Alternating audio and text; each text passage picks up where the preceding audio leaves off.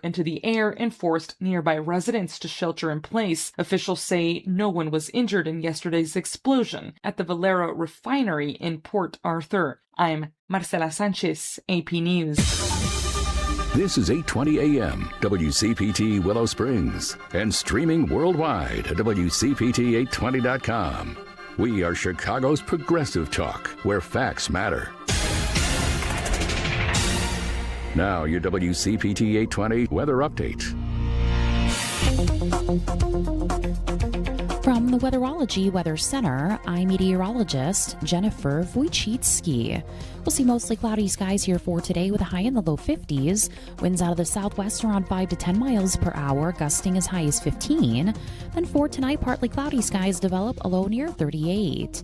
By Wednesday, partial sunshine, a high of 68 degrees.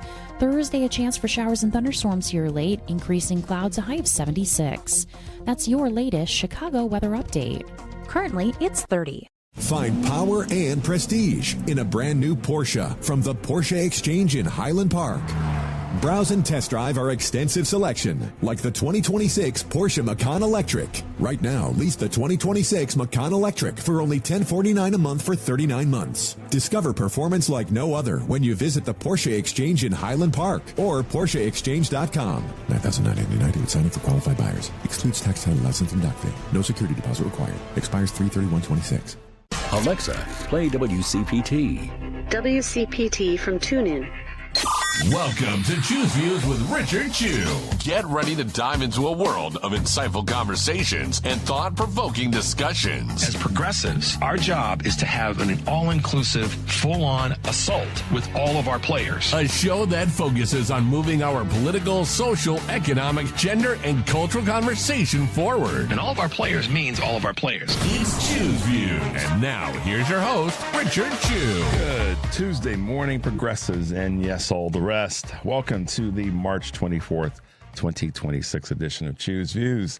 773-763-9278. Find my show on Facebook Live, TuneIn Radio, and YouTube. And always email me at richard@WCPT820.com. Follow me on all the socials. Check out my latest post on Substack. And I dropped a few other nuggets for folks on the other socials: Instagram, LinkedIn, Facebook, Spoutable, Threads, Blue Sky, and X. Catch all our shows by subscribing to our WCPT podcast, Apple Podcasts, Spotify, Amazon, iHeartRadio is where we are. There you can get Choose Views, featured interviews, Joan Esposito, live, local and progressive, Patty Vasquez driving you home. It's The Democracy Stupid with Edwin Eisendrath, and of course, Out Chicago and our other great shows and interviews and all of our good stuff over at heartlandsignal.com.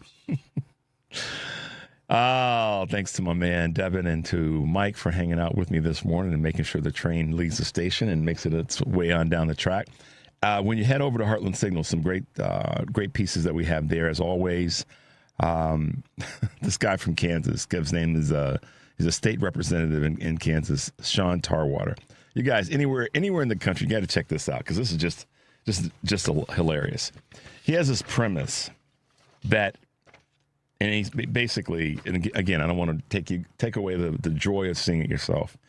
It doesn't matter who is teaching our nursing students. So, Devin, why don't you and I roll in and try to teach nursing to young men and women who want to become nurses in the state of Kansas? I think we'd fall flat on our faces. And this guy's basic premise is, we don't need to invest in educating people to educate people, right? Devin got that squinty face, like that face you get when you walk into a room and there's an odor in there. That's the face he just got, in case you couldn't see it. It is crazy. I mean, I'm going to take that and overlay it onto where we are with our country right now in this administration. We got a bunch of people in jobs in the federal administration and in the White House and in the cabinet. That's their kind of their mindset. Hey, we just throw this guy or gal in. They look good. They wore the right tie, or the right shoes that we bought for them. I wonder too, Mike, who really paid for the shoes that he bought? Did we pay for them, or did he actually write a check? Because he doesn't. I want to see the receipts. That would be a great question to ask Caroline Levitt. So, Caroline, did Donald get you a pair of shoes? Were they pumps or were they flats? And do you have the receipt for him paying for them, or did they come out of the taxpayer funding? But anyhow, this dude, Sean Tarwater, Kansas State Representative, Republican, is basically saying it doesn't matter who the instructors are, anybody can do it. That is insane. Teaching nurses, really teaching anything in the medical field, just it's craziness. But that's the Republican Party, and they've been that way for a long time. Long time. Mark Wayne Mullen got confirmed, and 2 Democrats voted for him. We knew that John Fetterman would, 2 senators, and the senator from New Mexico did as well. But be that as it may, again, I'm not blaming the Democrats on this. The Republicans saw the same things that we saw. So if the Republicans had any strength, they would say, no, dude, you're not qualified. But they're not going to do that. So I'm not going to blame 2 Democrats that voted for. I can't stand what Fetterman's representing right now. Certainly can't. And I got major issues with that. Because he's kind of like thumbing his nose in the Democrats' face. And that's the part that I have more of an issue with, is that he's kind of playing this, I'm going to show you Democrats that I don't have to fall in line, I don't have to be part of the team. That's the part that I have an issue with, is his attitude toward his teammates. Do you know what I mean? Just leave then. If that's where you are, just say you're a Republican. Rather you do that than play the game that you're actually down with the team that helped get you there and supported you when you were ill, right? You got injured, team stayed behind him, kept him propped up, and now he's thumbing his nose in the Democrats' face. That's what I have a problem with Fetterman than the actual vote. It's his attitude and his kind of aura right now. It's like, screw you guys. Acting kind of slovenly. There's a certain decorum that we do expect, we should, of all of our elected officials, and he's not. He doesn't even care about that. That being said, Mark Wayne Mullen is been confirmed. It's on the Republicans, not on the Democrats, because they have the majority vote. They saw the same thing that we saw, and they could have said no. So people get upset about that. Turn to the data and the numbers.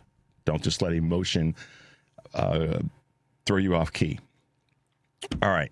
Speaking of legislators, on today's show, we will have a senator from Michigan, Sean McCann, who's running for Congress. And he's got some things to say about the environment. I'm looking forward to chatting with him in the 6:30 hour. 7 o'clock, we will have with us Dr. Jessica Hawk, who also known as My Teacher Face, will be back with us again. We had her on a few weeks ago, and she agreed to come back. Looking forward to talking with her about a number of items. And then in the 7:30 hour, Lavora Barnes, who was with us a few weeks ago as well. She is political director for of Democracy Defenders Fund, and was a former chair of the Democratic Party in Michigan. So 3 great guests that are going to be hanging out with us, telling us their views on things. That's how we do it. And you guys know I'm doing everything I can, and we're doing everything we can to help with a particular election down in Georgia. And that being said, Sean Harris is in that dogfight now. And as a former military man, he knows how to sustain himself. And sometimes you just let the enemy shoot themselves in the foot. And we got a clip from a debate that took place over the weekend. Or was it No, it was Sunday. Check this out, progressives. Mr. Fuller, I'd like to ask you, what proposals do you have in mind to take care of the farmers in your district in Northwest Georgia? Yeah, well, one of the major things that has already been done in the big, beautiful bill is making sure that we can transfer through limiting the estate tax related to farmers. And so the big, beautiful bill has certainly helped farmers in that regard. And regarding making sure that we can when we talk about agricultural policies, we want to ensure that the market is not being impacted by, and this is where President Trump is using the tariffs as an effective tool to make sure that it's protecting the farmers in this country by making, not allowing foreign meat products to come into our markets and supporting the farmers in that way. So, and one of the things that I argue for is making sure that we take, and this would be a long-term bill that I would work on, is making sure that we're taking capital gains tax off of Main Street investments. And those would be investments that could be used to help farmers reinvest in their own farms. And that's a long-term policy that I would like to see put in place. Wow. Let me get to the data part first. That last piece about the capital gains tax may not really be impactful because capital gains tax, broadly speaking, isn't going to help specific farmers in northeastern Georgia or northern Georgia, period, unless they themselves have investments in the market or investments in assets where they have an actual capital gain. So that factually doesn't round itself out. So let's just talk about that part. But everything else was about Trump. Everything else was about the big, beautiful bill or the big, ugly bill. None of the things that his response was word salad. And if you're running for a congressional seat, the ums and the ahs and the not, it was just word salad. And I know, listen, I do this every day, and I got to run my mouth with you guys. I got to talk and be prepared to talk. I've had moments where I just couldn't get my thoughts right. I ain't going to lie. Like, wait a minute. My brain needs to, that coffee hasn't kicked in yet. The cold air hadn't kicked in yet. I've been there before, without a doubt. But I'm not running. That's not an excuse. Someone said an excuse. It happens to all of us. Let's just first say that. But this dude is running for a congressional seat. And he wasn't prepared for that question, Devin. His people didn't have him prepared. And let me tell you part of the reason why. It's something that I said to Sean, and it's something that anybody that's paying attention knows. This dude was parachuted in to this race. He lives in the district and all. So I'm not saying he's a physical or proximity carpetbagger, but he is politically a carpetbagger. He just got parachuted in. They picked a guy that looked good and had that visual. He's a good-looking, tallish white guy. That's the real. And he happens to be someone that's a name that's got some history in the state of Georgia. But politically, and knowing what's really good for the people in Georgia and in that district more specifically, no, he's not. So I hope Sean. And I sent an email to his people because we're hopefully going to have him on maybe at the end of this week, but certainly at the end of next week, because his election is on the 7th.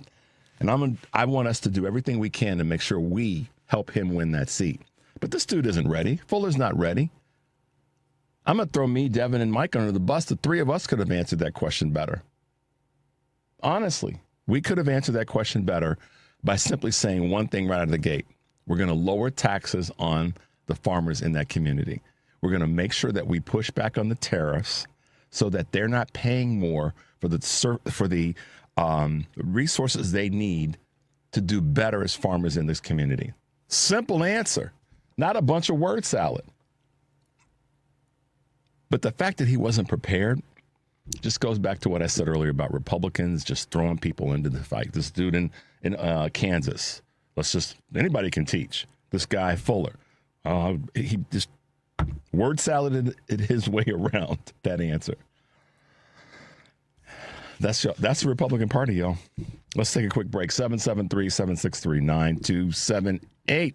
You're listening to Choose Views on WCPT AM 820 in Chicago and WARR 1520 AM and 103.5 FM from Warren County, North Carolina. I'm Richard Chu. We'll be right back. Check Up on Health with Chris Whitting. Are you feeling burned out in your job? Here's corporate psychologist Patricia Thompson. There's some typical signs that you want to be looking out for. The first one is low energy or exhaustion. Are you tired all the time? Also, have you lost enthusiasm for your job? A lot of times people will come to hate a job that they previously loved, and it's simply because they're overworking. Has your performance declined? So are you feeling like you're just not trying as hard and you're less engaged on the job? And also, do you have a hard time disconnecting? So are you always complaining about work? Are you always thinking about it in a stressed way? Is it always stressing you out? She says taking a mental health day off from work can be a good first step. If you're feeling burnt out and like you need a mental health day, just tell your boss, mention something like, I'm kind of stressed and I feel like I could use a day off so I can get back to being 100%. With Checkup on Health, I'm Chris Whitting. Alexa, play WCPT. WCPT from TuneIn. From the headlines to the heart of the city, Richard Chew breaks it all down. You're back on Chew's Views. Hey guys, welcome back to the show. So this Kansas State rep, Sean Tarwater, talking about anybody can do the teaching. I got a text from Lois.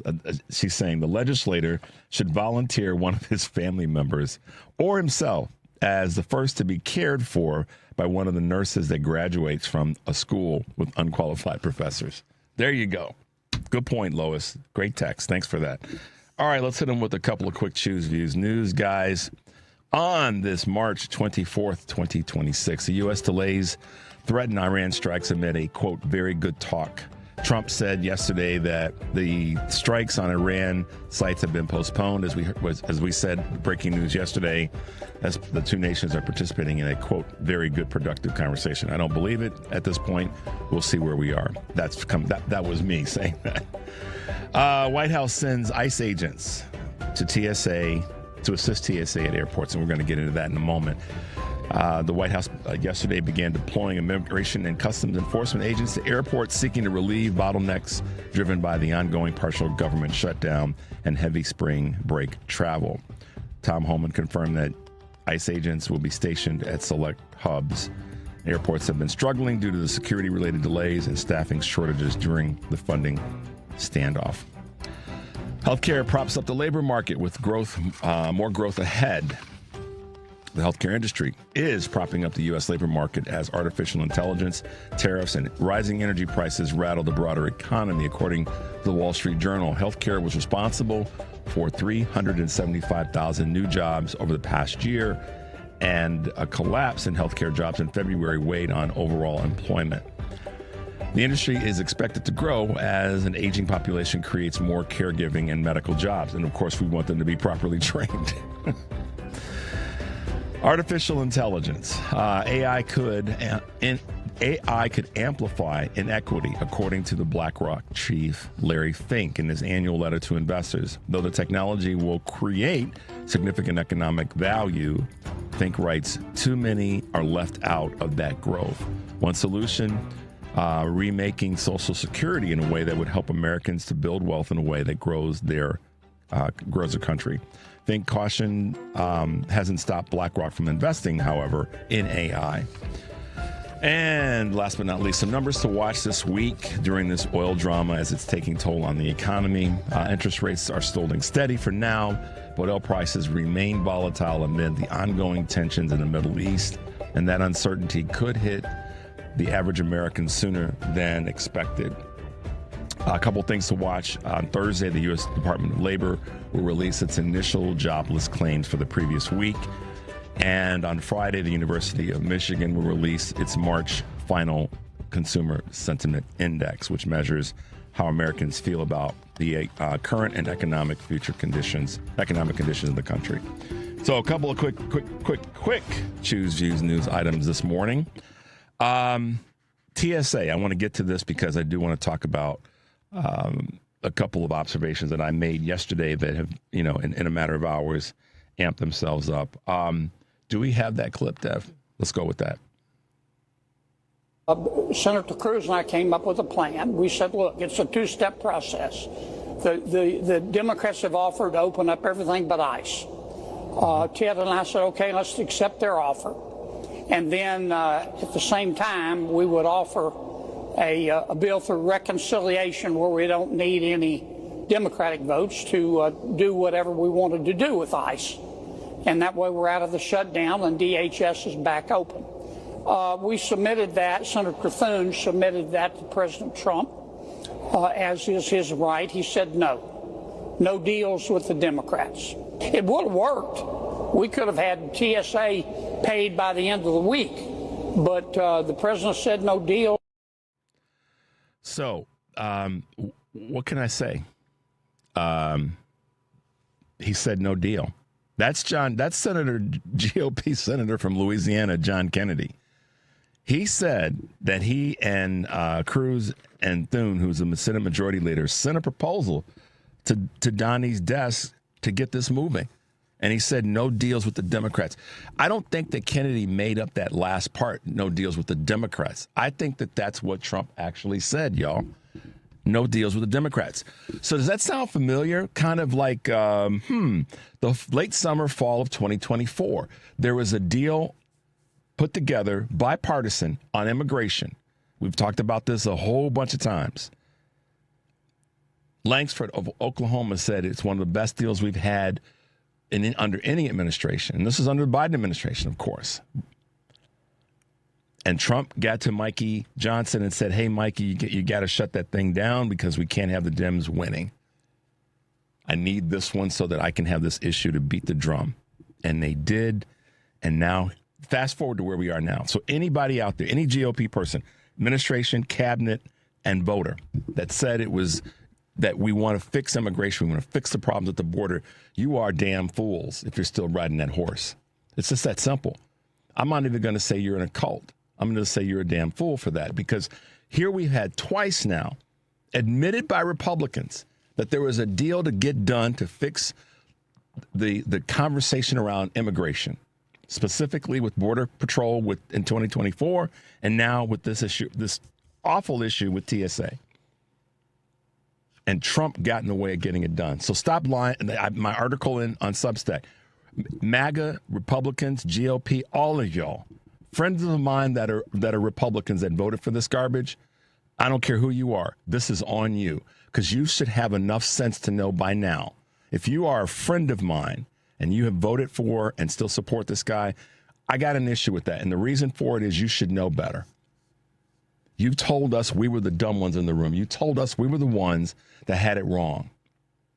And now, twice in the last 18 months, a member of your party has said we had a deal ready to go. It was a good deal. It was a deal that's going to help everybody in this space around immigration. And your boy got in and bigfooted it and messed it up. So stop lying to yourselves and stop trying to make us, every time something doesn't go right, it's the Democrats. No, it's you all. And one of your people came out and said it. And yeah, I mean, Kennedy's right. It's Trump's right to say no, but then take responsibility for it. He's hiding behind his minion. He's hiding behind his pawns, Mike. And they're starting to drop. Here's what you got to also understand. And I said this in part. Let me get to so much. Let me just get to these as quickly as I can. 7 times. That's how many times Democrats have tried to fund TSA, FEMA, and the Coast Guard. Every single time Republicans have refused. They would rather protect ICE's lawlessness than protect our communities. How despicable. Wonder where that came from. Senator Mazie Hirono from Hawaii, Democratic senator from Hawaii. That's one thing. ICE agents have shown up at various airports. But here's one that I want to go back to that I mentioned yesterday. I talked about this situation with ICE at the airport wasn't an accident. It wasn't something they just over the weekend they went, hey, we should probably have ICE at the airport. Well, page 159 of what? Project 2025.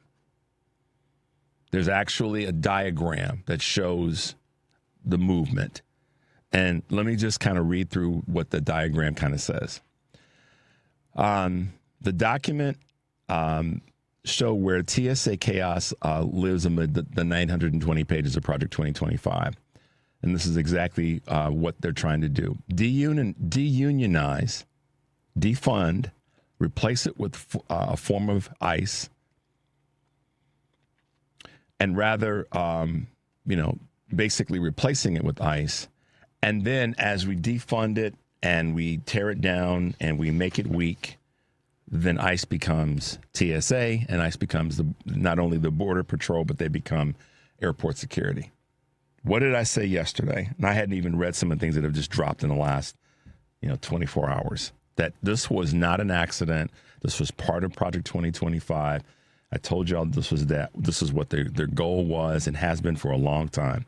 The next step, that's why I keep telling everybody, it's not if, it's how and when they're going to be part of the elections. They're going to be at voting booths, voting polls.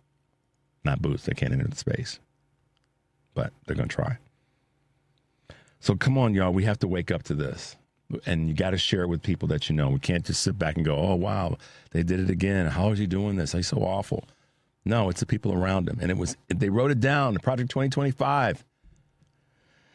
So this is a plan. They actually wrote out their goal was to basically take the teeth out of TSA by not paying them so they would go away because they can't afford to not be paid. And have ICE be kind of loosely, if you've seen any of the pictures of the video, they're kind of hanging around.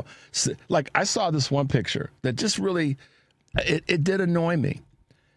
Here's a woman sitting at her assigned area at the security area where you put your luggage through. I can't think of what that's called now, but where you put your luggage. The conveyor, yeah. She's sitting at one of the cameras where she's watching the luggage go through, doing her job. There's an ICE agent standing kind of over her shoulder. And for me, I'm going to make this about race for a moment and gender. It's a black woman sitting there doing her job and a white guy standing over her shoulder. He has no idea what she's doing. You could see the look on his face is like, oh, okay. She's not getting paid, doing her job. He's getting paid standing over and watching her. What kind of craziness is that? So I said it coming up on 2 years soon in the next month or so. Karen Byrne and I talked about what was in Project 2025.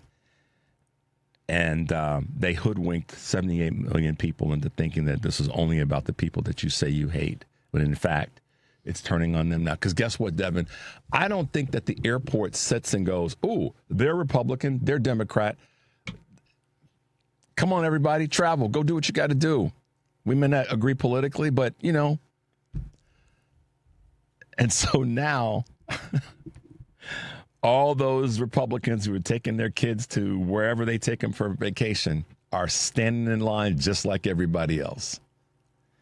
And I won't do this, but I want to do it. The next time I get to an airport, I'd love to have a shirt on that says, on the front have blue, I'm a Democrat, on the back have red, I'm a Republican, and see who walks up to me.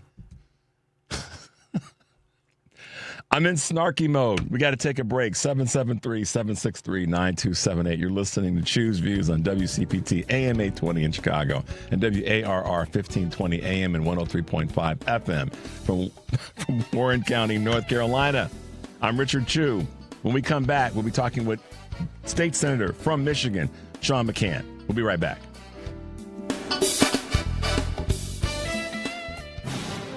This is a WCPT Veteran Minute.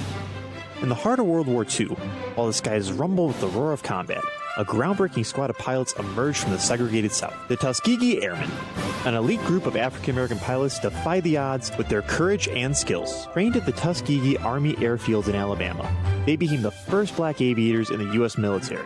Despite facing racism and skepticism, they soared through the skies, unmatched precision, escorting bombers and earning a distinguished reputation for their bravery. Their red-tailed P-51 Mustangs became a symbol of excellence and resilience, and in 2007, the Tuskegee Airmen were finally honored as they were awarded the Congressional Gold Medal. These aviators didn't just fight for victory in the air, they battled for equality on the ground, forever altering the landscape of the American military and inspiring generations to come. This has been a WCPT Veteran Minute.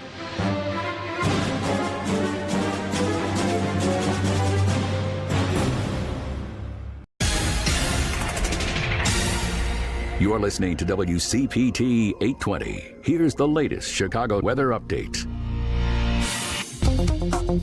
From the Weatherology Weather Center, I'm meteorologist Jennifer Wojcicki.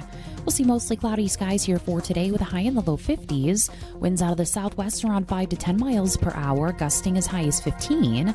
Then for tonight, partly cloudy skies develop, a low near 38. By Wednesday, partial sunshine, a high of 68 degrees. Thursday, a chance for showers and thunderstorms here late, increasing clouds, a high of 76. That's your latest Chicago weather update. Currently, it's 31. The Sports Cubicle. Economics professor at Smith College, Massachusetts, Andrew Zimbalist. When Chicago is approached, or Illinois is approached, for new public funds to build yet another stadium, it shouldn't be, hey, this is going to be an economic boon for the city. It's not going to be. It should be, how much is it worth to us culturally to keep these teams here? The Sports Cubicle with Mike Mercado, Devin Tingle, Dan Marver, and Paul Shivari. Sunday nights, 9 p.m. on WCPT. The Sports Cubicle. I could say the Bears' all-time leading scorer. I could say 18-year NFL veteran. But for now, I think I'll just say he's the head coach at Rolling Meadows. He's Robbie Gold. What made you go from playing football to coaching? I was coaching at another high school, fell in love with coaching. Football is a part of who I am, but it's also an opportunity for me to be able to give back and give these kids an opportunity at Rolling Meadows High School to understand what they could do as a group. The Sports Cubicle, Sunday nights, 9 p.m. on WCPT. Chicago's Progressive Talk, WCPT 820, where facts matter. He's not here to yell. He's here to inform and maybe stir the pot. This is Chew's Views with Richard Chew. Hey guys, welcome back to the show. Thanks for being with us this morning. Yeah, before we went to the break, I was being a little snarky, but it happens. And so, every now and again, you got to just get it out. That's what we kind of do here is we get it out. State representation is important. You guys know how I feel about reclaiming some of our territory when it comes to our state legislatures. And in this case, we've got one in Michigan. Man, I tell you, our neighboring states here in the Midwest have been doing some great stuff. And from the great state of Michigan is State Senator Sean McCann, who's hanging out with us this morning and going to talk a little bit about his run for Congress. Good morning, Senator, and welcome to Chew's Views. Good morning, Richard. Great to be with you. You too, man. We've never met before. This is the first time, and I'm thrilled to talk with you and just really get plugged into the work that you're doing. You probably know by now that as a progressive station, we really want to make sure we're highlighting those who are running as progressive liberal Democrats, and wherever you fall on that scale, we want to do our best to promote the work that you're doing and help you get to that next level in terms of good representation for the state of Michigan. Tell us a little bit about Senator Sean McCann. Tell us about sort of your ascent to this point where you're taking the next step in terms of leadership. Well, thanks so much. And I feel like we're barely a stone's throw away across the lake, right? That's right. I love Chicago. We're in Kalamazoo, perfectly between Detroit and Chicago. But, man, a lot of folks from Southwest Michigan are spending time there. And, we've got a beautiful lakeshore here. But I am a born and raised Michigander, and I am here in Kalamazoo. I came here to go to Western Michigan University. And what happened to me is something that I call Calama-glued, which is once you get to this community, it's a very sticky place, and it makes you really appreciate the area, the community, the amenities that are here. But what I found is I am deeply passionate about public service. I love to help people. I love to solve problems. I love to cut through the crap and get work done for regular people that are trying to get ahead in life. And that's just what's always driven me. And so I am now a 21-year public servant. I served in the local Kalamazoo City Commission. I moved up to the Michigan State House and then eventually to the Michigan Senate. And I've lived here in Kalamazoo for 36 years. I've got my family growing up here now, a couple of kids and a puppy. My spouse is here in town, and we're just, we're pursuing the American dream, and that's what I'm about, trying to do for everyone else in this community, in this congressional district, and in America, is helping people get ahead in life, help regular people get ahead in life. Without a doubt. Well, I heard everything you said, and I was chuckling about it because you and I have a lot in common. A little known fact, I grew up in a little town.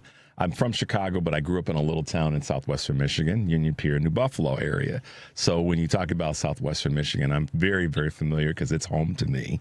And I'm very familiar with Kalamazoo because I've got family there on both sides of my wife's family and my family.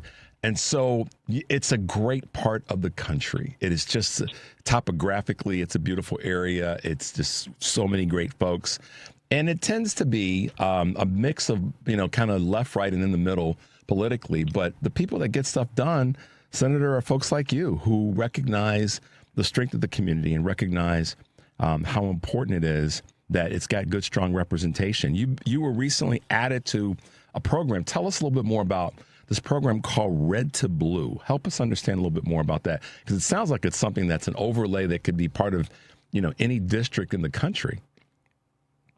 It's an exciting development here. We had our campaign recognized as Red to Blue by national Democrats that are putting the spotlight on races that are highly competitive and seats that are very likely to flip.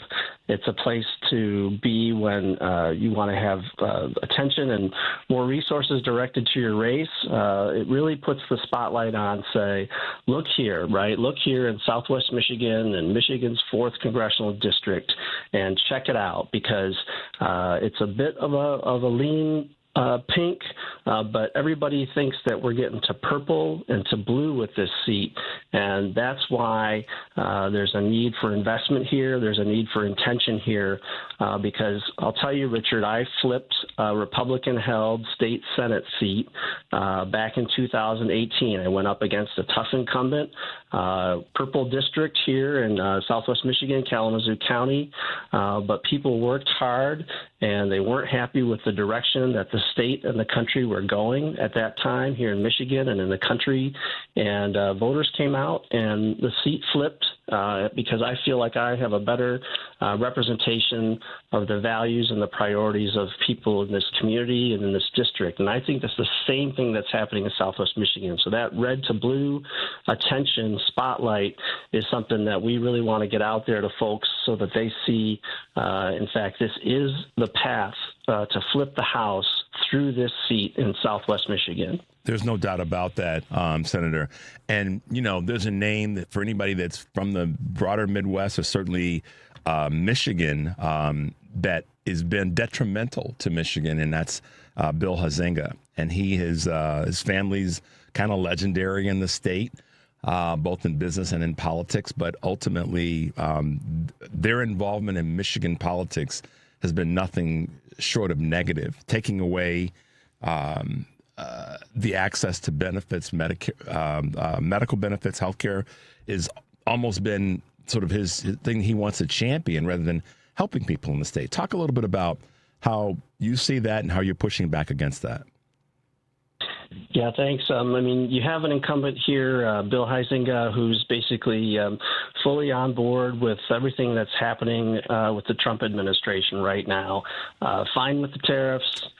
Fine with the foreign activities, fine with taking health care away from people, right? And so the centerpiece here is the one big ugly bill that took health care and Medicaid away from millions of people in the country and thousands of people in his own congressional district. And to me, that's just absolutely the wrong direction. By the way, he got a nice tax break out of the one big ugly bill, too, a personal $50,000 tax break for himself coming up. But, let me just say that, in Michigan, under the Affordable Care Act, we expanded health care back in 2014, and it was a bipartisan expansion of Medicaid through the Affordable Care Act. And over that time, over 1 million people in Michigan came to be insured under the Healthy Michigan plan. So I was a part of that. I helped pass that legislation here in Michigan. And that took us in the right direction. It's helped bring healthcare costs down under control and not put more people into the emergency room, not put more people deciding not to have health care. Those are the stories I hear now with this one big ugly bill, is people dropping health insurance or waiting to go to the emergency room or rationing their medicines or having to decide between medicines and food. And this is all stuff that the incumbent here has voted for, and it's the wrong direction. We need someone who's willing to take us in a better direction, and I've got the track record to do that. There's no question that you do, Senator. And what I'm so proud of with regard to your work is that you've been, you've been one of those fighters that I'd like to say is kind of bringing a sledgehammer to the fight. You've been unafraid to speak the truth about what he's done, and how it's been harmful to people in his own voting district, and yet alone the greater state. And talk a little bit about what's driving you. Maybe it's the puppy that's nipping at your heel, but what's driving you to be kind of unapologetic about your stance on the things that are happening there in Michigan, specifically in this district? Again, I mentioned I've got a family. I'm trying to help other families, other hardworking people get the American dream. But you have a president who said he was going to famously lower your costs on day one. And then rolled out these tariffs. Now we have the war in Iran, spiking gas prices. I challenge you or any listener to point me to one place where costs have gone down since the start of this administration. And this is an incumbent here, Bill Huizenga, who said tariffs, good to go. Fine with those. I think he embraced them. He celebrated them. And I haven't seen any instance where that's helped small businesses, where that's helped families trying to get ahead, folks trying to take their kids to soccer practice and pay the sports fees and make all the ends meet, have a good school. And this is what this administration and the incumbent are causing, and we need to go in a better direction. We need to make life easier for families. We got to help people make ends meet, pay their bills, bring costs down everywhere we can. That's not what's happened. The auto industry has been for decades one of the driving forces in the country, and certainly in Michigan. And the tariffs have been clearly going to be a problem, have been a problem, and going to be a problem for not just the manufacturers, but also the afterparts part of the industry. What are your thoughts there in terms of how we've got to rein this in before we start to see a substantial increase in automotive prices, and now with gas and the issue when it comes to this war? Talk to us a little bit about that. Well, I think I saw the other day that the auto industry in Michigan took a $35 billion hit because of the tariffs. And you better believe that those prices are being baked into the costs of new vehicles. And even used vehicles are more expensive than they were a few years ago. So, when these kinds of federal decisions, including trying to shut down this brand new bridge that was going to be that's going to be open between us and Canada, in particular to help our auto industry out here in Michigan, it just blows my mind that this is the kind of decision making that goes on at the federal level, and that the Congress is willing to go along with these things. So, you're going to see more expensive vehicles. The car payments are off the charts now when I talk to folks about, how they're going to make that work with their family's budget. And then you have that housing's expensive, rent's expensive, groceries are expensive, coffee's expensive. This is just, it ripples through. And I guess the final thing I'll say is that, these are, whether it's the auto industry or small businesses, they will tell you that they crave stability and predictability in the ability to do their businesses. When you have chaos and tariffs and uncertainty about what lies ahead for the future, it makes it hard for every business, small and large, to succeed. Senator Sean McCann, it's a pleasure to talk with you this morning. I know you've got a short window to be with us. I want to have you back because, as I said at the opening, our big push is to help every candidate that's running in the country win, and push as hard as we can to highlight what you're doing and what you're working on. How can folks find you? How can they get involved with your campaign from anywhere in the country? Again, thanks so much for the opportunity to have me on. So McCannforcongress.com, that's the website, 2 C's, 2 N's, Sean McCann, if you want to, search me on the internet for Congress, but it's McCannforcongress.com. This is a race that can help us flip the House. It's one of the top targeted races in the country. Please check us out. Thanks so much for having me on. My pleasure. Senator Sean McCann from the great state of Michigan. We'll have you back sooner than later. We'll talk about the environment and some of the other things that are important to you. Stay safe, keep working hard, and we got you back. Thanks so much. We'll talk about Lake Michigan and lots of great things. It's great to be with you. You too. All right, be well. Talk to you soon. Let's take a quick break, guys. 773-763-9278 is the number. You're listening to Choose Views on WCPT AM 820 in Chicago and WARR 1520 AM and 103.5 FM from Warren County, North Carolina. I'm Richard Chu. We'll be right back.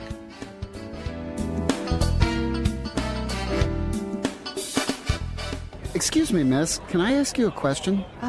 Sure. Can you recommend a bank that offers a full suite of commercial banking products along with excellent service? Yes, ABOC. What about a bank that has been in Chicago for more than 100 years and really understands the local business climate? ABOC. But I manage a labor union. Can you recommend a bank that really understands how labor unions operate and what banking products they need? Again, ABOC.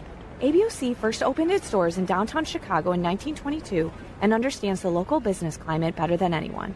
ABOC was founded by labor unions and still has union employees and shareholders today, so they really understand how unions tick and how their needs may be different. But whether you're with a labor union or another type of business, whether you're large or small or something in between, ABOC will always make you feel like you're their most important customer. Visit ABOC.com to learn more. Wow, thank you, random person on the street. I'm going to visit ABOC.com today. Member FDIC.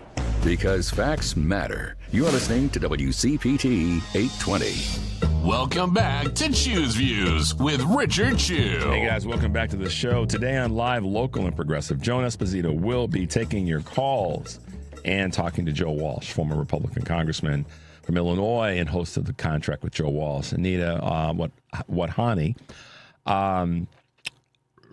senior reporter at the Tennessee Lookout, Rich Logis, founder of Leaving MAGA, and retired Army Major General Randy Manner, former acting chair of the National Guard Bureau. Live, Local, and Progressive, weekdays 2 to 5 here on WCPT AM 820, heartlandsignal.com, and tune in. And then tonight on Driving It Home, Patty Vasquez will be joined by guest host Ken Mejia-Beal, Joe Kilgallen, and Dr. Kathy Tynas. And their guests will include Allie Krug, a transgender activist, author, and lawyer, host of The Illegal Trans Woman on KTNF, AM 950, the progressive voice of Minneapolis.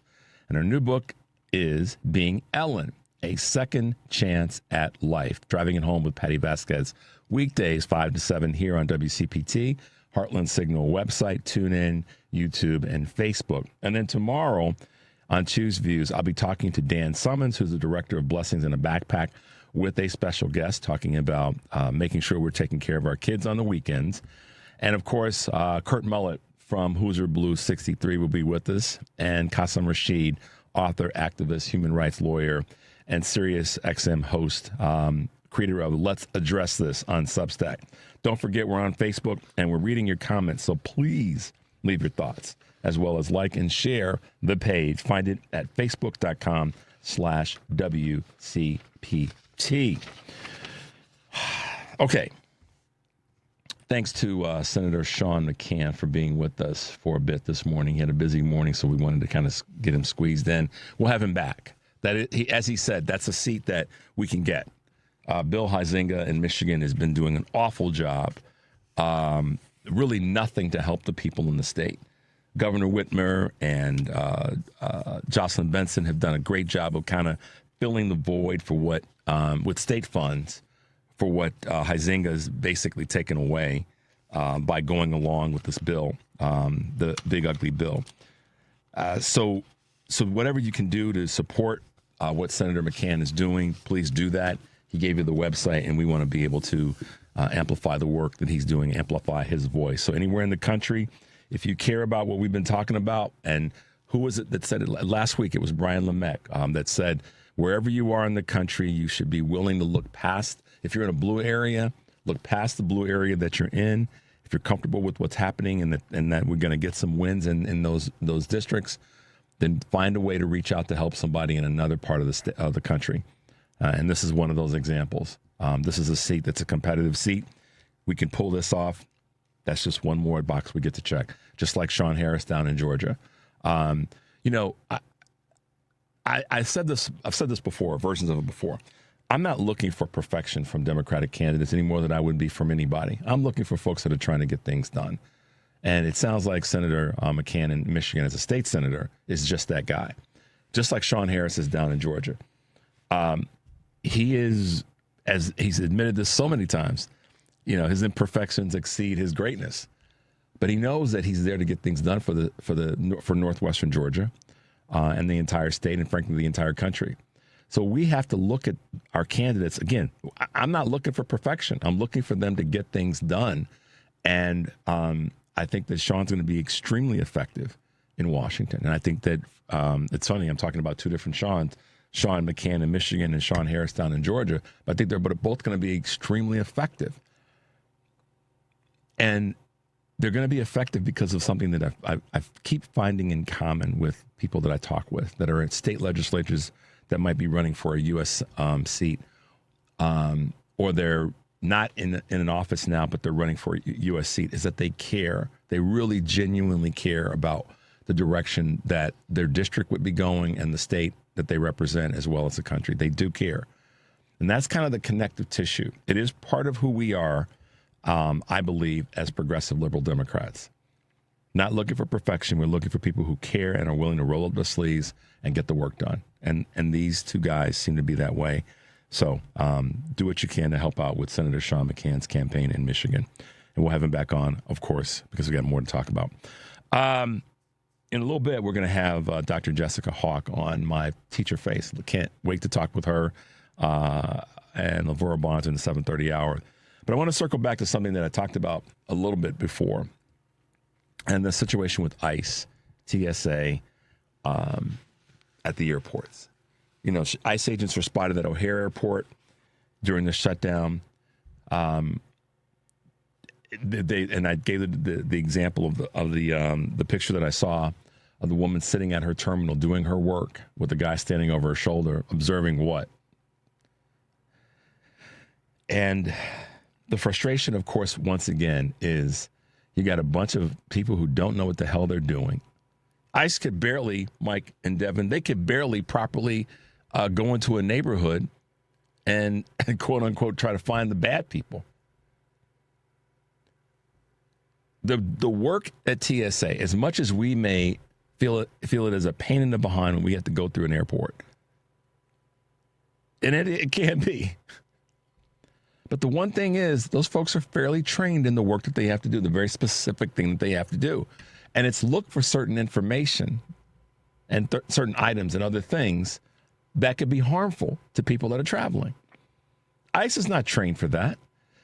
And I'm not going to have a debate with anybody on the left, the right, or in the middle that they're agents, they're officers, or this. They are not trained for that. There's a difference between, which is the reason, part of the reason I introduced the thing about the guy in Kansas, and anybody can teach, is because that's craziness. And to now say that we're going to have ICE agents at the airport because they can they're not trained to do that. They could barely do the job of being an ICE agent and properly dealing with the issue that they say that they were assigned to do, which is find the bad people that are here, quote, illegally and committing horrible crimes. They found more non-people in that space than they did who were actually in that space or fit that description. So now they're at airports. Like I said yesterday, when I was, I think, talking with Sarah about they're going to have situations if they're there too long where people are going to be. And there's a clip that I'll probably play tomorrow of a woman that says she got to baggage claim, Devin. She was, had gotten off the plane through the security when you exit a plane and getting to baggage claim. And ICE was at baggage claim. For what? To help people get their luggage? She said they were just kind of milling around, not doing anything, just walking around. Just walking around. Wasting taxpayer money, walking around doing what? So like I said yesterday, this was strategy that's part of Project 2025. And it's not that they don't have the money. We just heard what Kennedy said. They had the votes. They had a plan to make this happen and get ICE paid and be able to move forward. And Donald Trump said no deals with the Democrats. So when people are running around trying to justify us attacking Iran and taking us to war, We know where this is coming from. Donald Trump is unhinged. He does not know what the hell he's doing. He's an obstructionist. He is the person, he is the arsonist, as so many people have described him, that has set the fire ablaze. The problem is he doesn't know how to put the fire out. And because he doesn't know how to put the fire out, he's going to use reckless behavior to try to do it. And a good example, the war is a unfortunately perfect example of that. But what's happening with TSA, DHS, and ICE is another example. He could have fixed it, chose not to because he didn't want to make a deal with the Democrats. But see, you run around, you hear people say it's the Democrats' fault. No, it's Donald Trump's fault. This is that time when, the proverbial, rolls downhill. Well, it needs to roll back uphill onto him and land right in his lap. Let's take a quick break. The number is 773-763-9278. You're listening to Choose Views on WCPT AM 820 in Chicago and WARR 1520 AM and 103.5 FM from Warren County, North Carolina. When we come back, we'll be talking with Dr. Jessica Hawk, also known as My Teacher Face. We'll be right back. Find power and prestige in a brand new Porsche from the Porsche Exchange in Highland Park. Browse and test drive our extensive selection, like the 2026 Porsche Macan Electric. Right now, lease the 2026 Macan Electric for only $1049 a month for 39 months. Discover performance like no other when you visit the Porsche Exchange in Highland Park or PorscheExchange.com. $9,999 with signing for qualified buyers. Excludes tax, title, license, and dock fee. No security deposit required. Expires 3/31/26. WCPT replay. Do we have another caller? Hello? Hello there. It's Steve from the Gold Coast, Warren. Steve Giovano. What do you know, kiddo? How are you? There you go. Good. Warren, great guy, knows his business. I mean, from the business side of it to the mechanics. Like I said, known the guy for 20 years. I mean, we met. We were both seeing the same woman. I happen to be married to her, but hey, you can. What is happening? What No. It was all clean. Just got spilled. Hold on. I gotta get you can't, but you can't put a price on a guy who, like Warren. I mean, she can go, but I mean, You're hilarious, Steve. No, I'm joking. It's a joke. Can we mark that as a clip for Warren's show from here on out? Keep listening to WCPT 820 because facts matter. Amazon Business empowers leaders with smart business buying tools, leaving time to focus on strategy and growth. Free up your teams and focus on your future at AmazonBusiness.com. AP News, I'm Marcela Sanchez. Armed federal immigration officers in tactical gear moved through terminals at some of the busiest airports across the U.S. Outside the White House, Border Czar Tom Homan told reporters immigration and customs enforcement agents would be assisting the Transportation Security Administration and make arrests if necessary. Their number one mission there, as the president said, is help TSA with security, help move the flow of people through those lines, because it is a tragedy what was happening at the airport right now with 3 and 4 hour delays. It's ridiculous. So we're there to help TSA and plug the holes. But if they see criminal activity, they're federal law enforcement officers. They should take action. The partial government shutdown has disrupted air travel nationwide.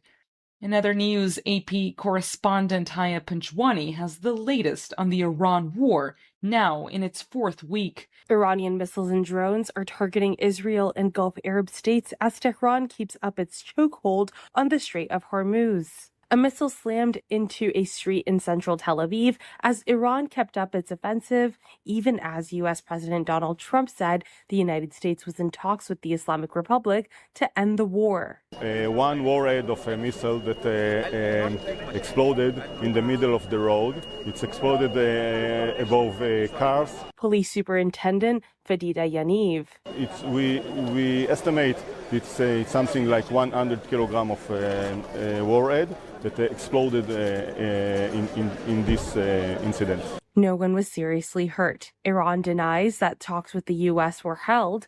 Israeli Prime Minister Benjamin Netanyahu says Israel will continue to strike Iran and Lebanon, even as the U.S. considers a ceasefire. I'm Haya Panjwani. This is AP News.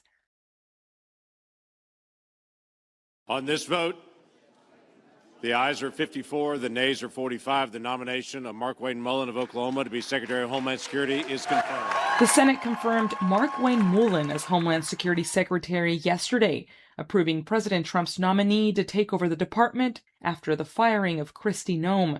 Mullen is a Republican senator from Oklahoma, known for his close friendship with Trump, who has said his goal as secretary would be to get the department off the front page of the news. Investigators are trying to determine why an Air Canada jet and a fire truck collided at New York's LaGuardia Airport. In Texas, a large explosion at an oil refinery near the coast shot plumes of smoke into the air and forced nearby residents to shelter in place. Officials say no one was injured in yesterday's explosion at the Valero refinery in Port Arthur. I'm Marcela Sanchez, AP News. This is 8:20 a.m. WCPT Willow Springs and streaming worldwide at WCPT820.com. We are Chicago's progressive talk, where facts matter. Now your WCPT 820 weather update. From the Weatherology Weather Center, I'm meteorologist Jennifer Wojcicki. We'll see mostly cloudy skies here for today with a high in the low 50s. Winds out of the southwest around 5 to 10 miles per hour, gusting as high as 15. Then for tonight, partly cloudy skies develop, a low near 38. By Wednesday, partial sunshine, a high of 68 degrees. Thursday, a chance for showers and thunderstorms here late, increasing clouds, a high of 76. That's your latest Chicago weather update. Currently, it's 32. Loading the kids in the car, brokering peace in the back seat, mastering the snack handoff without even looking. Why are simple things sometimes so complicated?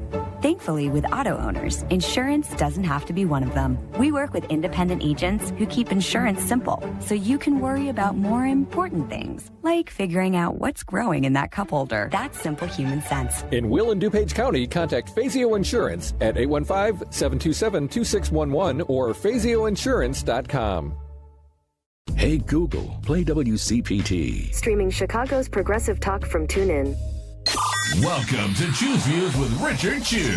Get ready to dive into a world of insightful conversations and thought-provoking discussions. As progressives, our job is to have an all-inclusive, full-on assault with all of our players. A show that focuses on moving our political, social, economic, gender, and cultural conversation forward. And all of our players means all of our players. It's Choose Views. And now, here's your host, Richard Chew. Hey, guys. Welcome back to the show. Thanks to State Senator from Michigan, Sean McCann, for being with us earlier. As you guys know, who know that my little bit of basketball background, my favorite basketball player is a person from that played for the Philadelphia 76ers the latter part of his career. A particular person known as Dr. J, Julius Erving. But I've got a new Dr. J friend in my world, Dr. Jessica Hawk, who has been on with us before earlier this year, and I asked her, consider coming back a little bit every now and again, because what you say on social media and the work that you've done and the content that you've created and the voice that you have is important. And I want to do everything that I can to continue to amplify that. So good morning to Dr. Jessica Hawk, also known as my teacher face. Welcome to Choose Views. Thank you so much for having me back. I was so excited to get the invitation. Absolutely. Well, I meant it when you were on before, where I said, would you come back and be with us again? Because I want more and more people to hear about you and know about you. And we all have to share our ability to help everyone get stronger and better right now. Because as we know, our country is catching hell given what's going on from this administration and the minions that are following this dude in the White House. I can't even call him president, but this dude in the White House and his administration. So thanks, Dr. Hawk, for being with us again this morning. I have to start here because it's something that I talked about earlier this morning. You being a former educator, a career educator, it's important to you that the people that are educating us know what the heck they're doing. And I talked earlier about this Kansas State rep, Sean Tarwater, that talked about how basically anybody can teach nursing students how to be nurses, and referenced this as, it's just a material. It doesn't matter who's teaching it. And I was personally offended by it because I love teachers. I love educators. I love professors. And when I saw this, I thought, okay, well, I definitely got to talk to Dr. Hawk about this one. It ain't easy to teach, is it? It is definitely not easy to teach, because even if you know the material front, back, sideways, the ability to impart that to students in a way that is meaningful is a skill. It's an art. And it's something that some people have and some people don't. It's something that you need to hone throughout your entire career as you change, as society changes, as the time changes. And if you just know that your material, you can't evolve in that way that is the most beneficial for your students. When we were with you before, that was one of the things that you talked about, because we kind of dabbed our toe in the water about technology and how technology has it always has affected how we learn and, of course, how we're taught. And you as a teacher, you really talked about how technology, you started to understand how powerful it would be.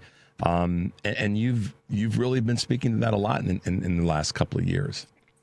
Yes, and I just finished the book, The Digital Delusion, which traces the cognitive development of children who are on electronics, iPads, phones from a very early age, and they are seeing a cognitive decline unlike any other generation before them. And in the book, it talks about the importance of not having that kind of digital stimulus in the brain, especially in years 0 to 2, but all the way 0 to 5. And we are seeing the results of that in school. Last time I talked about the fact that I saw a shift around 2015, 2016 in my students, and I started teaching in 1992. I saw the ability to pay attention wane, just absolutely dissipate. I saw kids' interest in reading gone. I saw their interest in participating in school events gone. They just wanted to stay home with their phones, their games, their electronics. That was it. I'm going to make a real leap here and sort of stretch this out. Our current Secretary of Defense and our current head of the FBI are chronologically in an age where they were highly influenced by a lot of what you just talked about, but 20 years ago. And so what's interesting, and this is the stretch I'm making, I'm letting everybody know I'm making the stretch. Their performative work right now it seems to resemble some stuff out of a video game. Talk a little bit about my observation and then your thoughts about the craziness there. Yeah, and I absolutely, when I watch them begrudgingly, I notice that it is incredibly performative and it seems rehearsed. There is no depth. There is breadth with their ability to speak to the camera, with their ability to use catchphrases. But as far as a knowledge base and a depth of a knowledge base, it's not there. So we were kind of seeing that with our students as well, where they were able to just skim along the surface, but did not have depth. And that's when I started changing how I taught. I cut out at least 30% of my curriculum, and I spent more time going in depth on fewer assignments and fewer books and novels, and less of the breadth. So it was just that deep dive that I think a lot of people aren't getting. And it shows when you're on a national and international stage. It is glaringly obvious. Yeah, it is. And it struck me the last few weeks that the bravado and all that's being presented is performative, but not necessarily substantive. And obviously to make this personal, it made me think, okay, I've got to do a better job of making sure what I present has a little bit more depth to it, because we cover a lot of things on a show where we have guests on and folks like you who are deeply immersed into an area and a subject matter expert. You've recently cut some videos about something, again, that just breaks my heart. I guess anything that happens in the education world breaks my heart if it's not moving forward. And that is, you talked about the number of teachers. And I saw 2 of the videos of teachers that are leaving the industry, leaving the profession.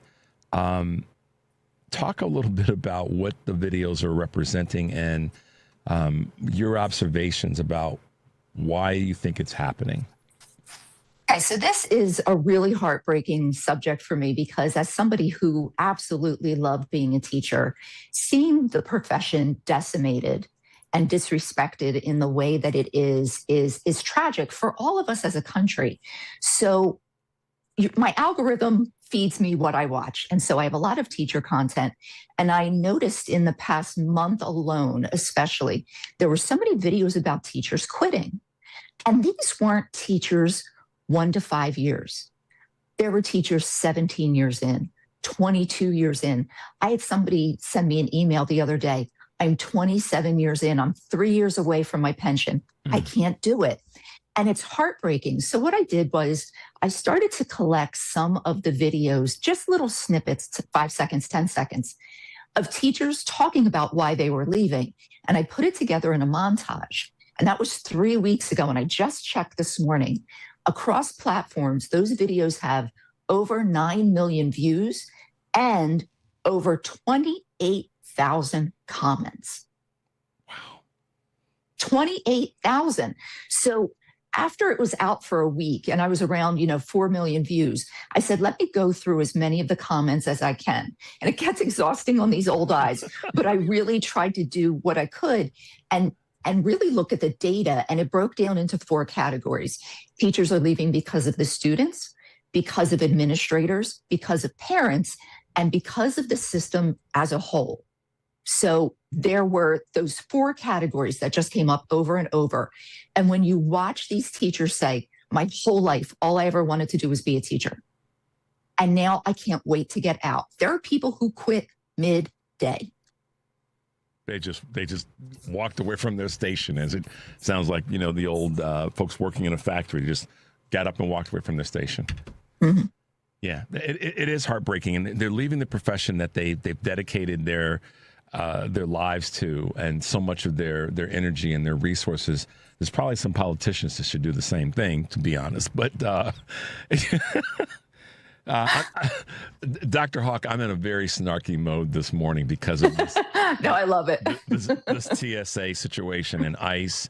And, one of the things that we all recognize is this time of year, spring break, and families and teachers and administrators all sort of having a little bit of pause in what's going on in their lives.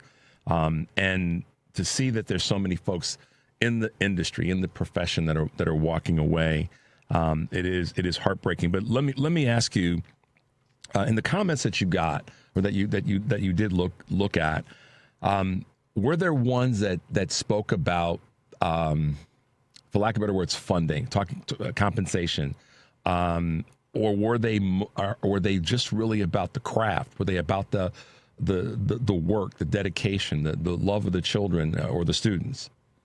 I will tell you, it was a surprisingly low number of people who talked about teacher pay. It was almost non-existent. In maybe 1 or 2 people said, I can't do this for the pay I'm getting. None of us went into education because of the pay. We knew that this was not a high-paying job, but it really is something that we wanted to do and wanted to be with the kids and help them. And part of the thing about teaching is that you are trying to put people in society with you who will be intelligent, fulfilled people who better the society. And so what people were mostly talking about with this was the behavior of the students and how violent, how destructive, how disruptive the behavior has become. And then it had a ripple effect on calling parents and not necessarily getting support from the parents with that, and then asking administration to intervene and then not getting help from administration either. So that second part, not getting help from administration, that's something that I'm hearing in other folks speak about, that the structure, the organization, the system is broken, and I think that does in some ways. I mean, obviously it's about care. It's about having the heart and the desire to make the system right and better. But there's also the financial component there. And on a state level, different states operate differently. But on a federal level, I think that's also part of what's been broken, is that we've got so much of the funding that's been pulled, redirected, going to, these private and voucher situations. And it's negatively impacting that structural part that the teachers would look to the administrators to try to fix, because the resources just aren't there. Am I off base there, or is that part of what you've seen in this period of time? You're not off base. It did happen before the quote unquote dismantling of the Department of Education, which was clearly written out in Project 2025, which I've said before. I've read the education section 4 times. Highlighted it, annotated it, made videos about it. People told me I was fear-mongering, but the playbook was right there. They said exactly what they were going to do, and they did it. So removing that funding has actually left districts scrambling to figure out how they are going to continue certain programs that are helping, especially underprivileged students. And so with that, the first thing that happens are staffing cuts, because then you don't have to pay the salary or part of the health insurance. So now class sizes get bigger. And so there's a ripple effect for everything that's going on with that. But even before that, we have administrators who are so worried about reporting their discipline numbers to the state. Their discipline numbers? Yeah. So you have to show the safety of your school. It's different in different states. And that's why when people said, we need to bring education back to the states, I'm like, you have no idea what you're talking about, because 90% of education is and has been in the states. And it's just the 10% that is federal, but they were fed that line. And so they ran with it. But states decide graduation requirements, curriculum requirements. They decide all of that.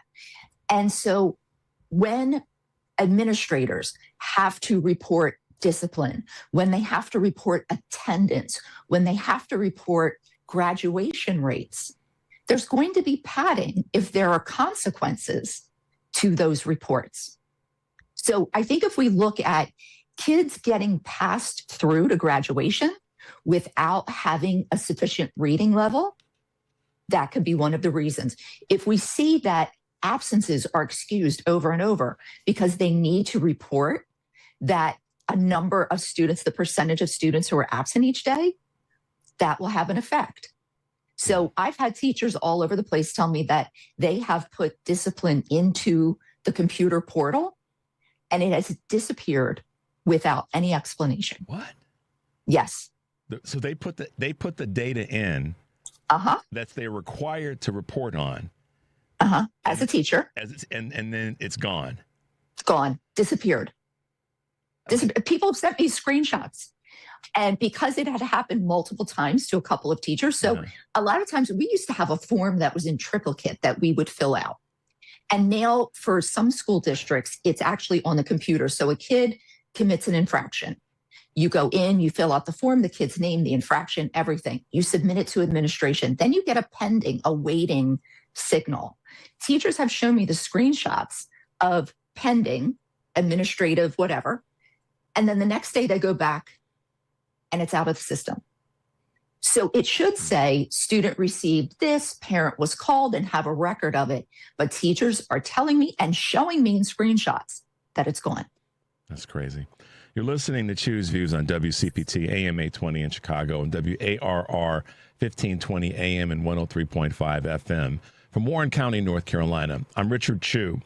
We're talking with Dr. Jessica Hawk, also known as My Teacher Face. And there is so much for us to talk about. Obviously, she being a great former educator and me being one that has such an appreciation for our teachers, our professors, and people that help us learn.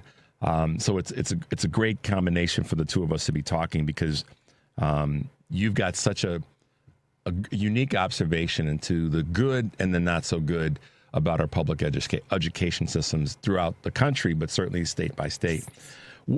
If you were to sort of break down 3, 4, 5 things that you think are ways in which we can protect public education and protect students in the public education system.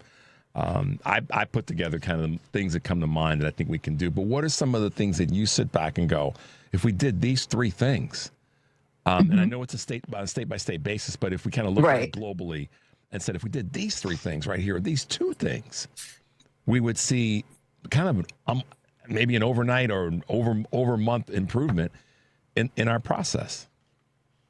I definitely think the recruiting of teachers, that we're in a very dire situation right now with not only the number of teachers who are leaving, but the college programs that do not have teachers entering. So I think we need to have a new model of teachers being respected and paid as professionals, the same as other people with the same education level. Teacher pay has not moved up in the number of years with inflation or keeping rates with other pay. So even though teachers don't go in it for the pay, I think we would have a more enticing pool of applicants if the pay were a livable wage. Some places it's starting $35,000 a year. So I think that would be one thing. Another thing that is really going to hurt us in the next few years, especially, are vouchers. And the fact that public school money is being moved from public schools, and everybody says, well, school choice is great. If the school is failing, the student should be able to move. That's a different issue. The vouchers should be used for students in underperforming schools who are under a certain poverty line. Yep. But what's happening, and we're seeing this in Arizona especially, who has messed this up in all kinds of ways, is that the majority of people using those vouchers are already in private schools, can already afford the full tuition. So our public school money is being moved for coupons for private schools. And I also think there has to be such a coordinated effort for administrators to support teachers, because over and over, even if the parents aren't parenting in the way they used to, even if the kids aren't behaving in the way they used to, I had strong administrators. I know it can be done. If we had administrators supporting teachers, it would be a 180. You know, Dr. Hawk, one of the things that I'll say, and throw a shoe at the screen if you need to, it still does all come back to money.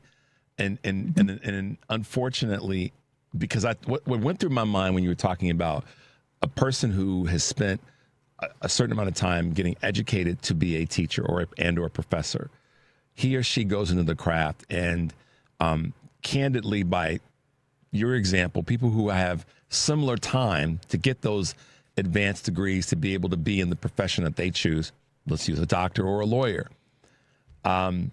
If they were underpaid, they wouldn't be in that profession either. So when I hear that, and I'm not challenging you, believe me, I'm not. I'm just saying, I think that still comes back to the piece where money comes into this and funding. Because if a lawyer is not getting paid what he or she believes she should get paid based on their education, they aren't going to be a lawyer for a long period of time. And I think that in education, we should demand that bar is raised for our educators, for our administrators, the whole team. As we do that, then the school systems are going to naturally flourish because the end product's going to be better. And then we've got people that are coming into that system that this is where wash, rinse, repeat becomes a positive thing. Call me crazy. That's absolutely true. And it does come down to funding. Everything I talked about deals with funding and how many, new teachers you're getting in and how much. I remember at one point we had to contribute more to our health insurance, which is fine. We just say, okay, whatever. It was a $9,000 pay cut.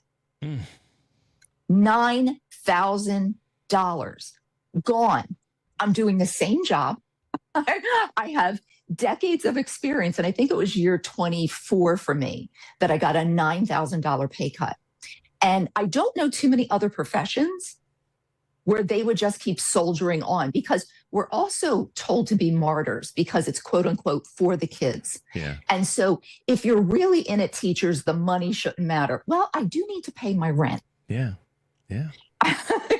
So and that goes back to my statement. And I rant about this for a reason. And that is, we dump all this money into things that don't need to be dumped into: wars, military, and all the rest. And one of the best forms of national defense is a stronger, better educated community and society, and a healthy one. And if we check those two boxes and we fund it like we're funding ICE to walk around the airport to look over somebody's shoulder that's sitting at a terminal at TSA who knows her job, and this guy is standing over her shoulder and doesn't, that's a waste of money. Meanwhile, we got school systems that are failing. So, we have the money to fund our education systems on a state level and on a federal level. We just have to, I think at this point, the will to keep pushing for better people in office it has got to be raised. And for having great folks like you who decided that you knew you had something still to offer the community, and letting people know about your teacher face, because I think that's just a hilarious added title. How is all your work on social media going? What are some of the responses and the things that you're getting from people who follow you and that comment on the things that you post? Oh, it's a flurry of activity every single day. So when I wake up, the first 2 hours of my day are looking through the comments of the videos I posted the day before, especially since I have 4 platforms. It takes me a while, but the voucher issue right now is really something that people are chirping about left and right. And, the other thing that people are saying, I think catching on to, and I don't want to put on a tinfoil hat, but it is the idea that, a very educated public is tougher to control. Yep. When you have people who are critical thinkers, when you have people who are healthy, when you have people who have ideas, you definitely have a more difficult time of keeping them down. So I think this has been a coordinated push for many, many years to decimate public education. And they just needed I hate to say right person in the White House to do it, but they found their useful idiot. Yes, they did. And the last word of that descriptor is best, idiot. Dr. Jessica Hawk. You knew I was going to get there. I love it. As my teacher face. Real quick, Dr. J, how can folks find you? They can go onto any of the platforms, Facebook, YouTube, Instagram, and TikTok, and find me at my teacher face, all one word. More great. Look forward to having you back in a few weeks. You can give us some updates on the things that you're putting out there, and love to talk a little bit more about funding, but also talk a little bit more about what we can do to enlighten more people. So thanks for being with us this morning. Really appreciate you hanging out. Stay safe, and we'll talk to you soon. Happy to be here. Thank you so much. All right. Bye-bye. Have a good one. All right, guys, let's take a quick break. The number is 773-763-9278. You're listening to Choose Views on WCPT AM 820 in Chicago, WARR 1520 AM and 103.5 FM from Warren County, North Carolina. I'm Richard Chu, and when we come back, we'll be talking with Lavora Barnes, Democracy Defenders Fund. We'll be right back.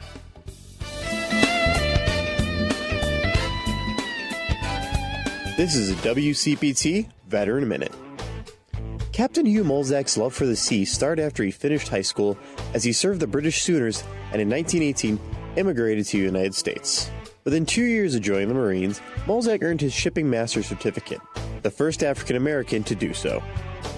In 1921, Molzak was promoted to the rank of captain. In 1942, the SS Booker T. Washington, the first ship to be named after an African American, was created, and Molzak was offered the position of captain, but he turned it down at first as the Marines did not want to have an integrated crew. Molzak stood firm on his beliefs, stating, "Under no circumstances will I command a Jim Crow," and Molzak became the first African American captain of the first ever integrated crew. Under Captain Mulzac, over 18,000 troops were sent to the European warfront, and ships carrying tanks, aircrafts, and ammunition to United States troops in World War II. This has been a WCPT Veteran Minute.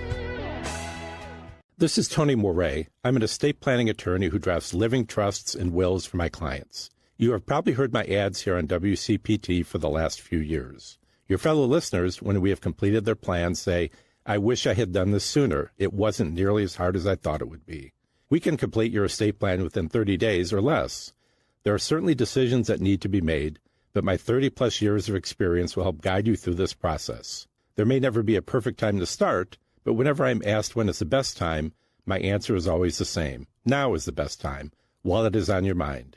Being able to tell your family that you have an estate plan in place, that all the details have been taken care of, will be a great relief to both yourself and those you care for the most. Our initial consultation is without charge, and there is no obligation.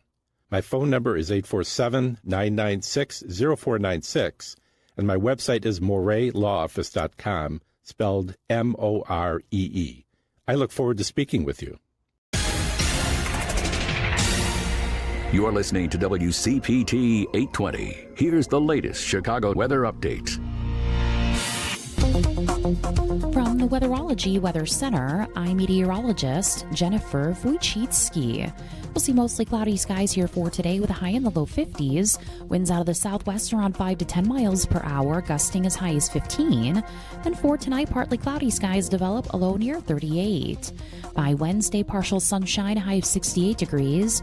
Thursday, a chance for showers and thunderstorms here late, increasing clouds, a high of 76. That's your latest Chicago weather update. Currently, it's 30. WCPT 820, Chicago's progressive talk, where facts matter. Welcome back to Choose Views with Richard Chew. Hey, guys, welcome back to the show. Thanks for being with us. Thanks to Senator Sean McCann from Michigan and Dr. Jessica Hawk, my teacher face, for hanging out with us this morning. Another great star from the great state of Michigan is Lavora Barnes. She's been with us before and is a trailblazer. She is someone that just is continually out there fighting to make sure that even now that she's sort of stepped away from elected office in Michigan, but she's also realizing that the fight still goes on. And I'm so happy to welcome back to Choose Views, Lavora Barnes. Good morning, Lavora, and thanks for being with us again this morning. How are you doing? I am doing well. Good morning, my friend. Great to have you. And you had my buddy Sean McCann on earlier. Yeah. Thanks for doing that. It was funny when I was talking with him, I thought, okay, I'm a name drop. And then I didn't get a chance to name. I didn't get a chance to name drop. I was going to say, so, Sean, you know who I'm hanging out with in an hour or so, and let him pause and go, who? And I'd say Lavora Barnes. And you go, Richard, you're hanging out with Lavora Barnes. Come on, man. Yeah, I've known Sean for years. He's a good one. He's a good one. And he's going to win that seat. It's a tough one, but he's going to win it. Yeah, because Huizenga is just, he's a cluster, you know what.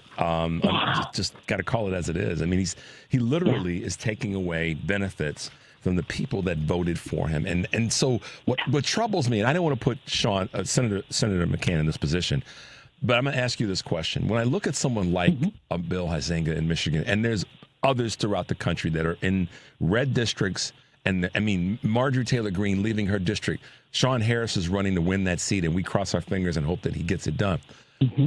But how, Lavora, and you've seen this from both sides, not of the aisle, but both sides of the conversation as a political director. How is it that people in communities cannot see that Bill Huizenga and or Marjorie Taylor Greene, they're not doing a doggone thing to help the folks out there? I mean, they're taking away one of my basic things that we all should have, and you and millions of other leaders are saying this. How do people still keep voting for those folks? Help us understand that, because I know people ask this question all over the country. Why are you going to keep cutting yourself off? I mean, I shouldn't use that as an example. That's a bad example. I apologize for that, guys, because that's a real thing in our lives. But how do you keep stepping in the same dog doo-doo? There we go. How about that? Over and over again. So my theory of the case is this. Our political system has become so polarized that people don't believe any of us. The voters think that we're all liars and then we're all just making it up to win elections and enrich ourselves.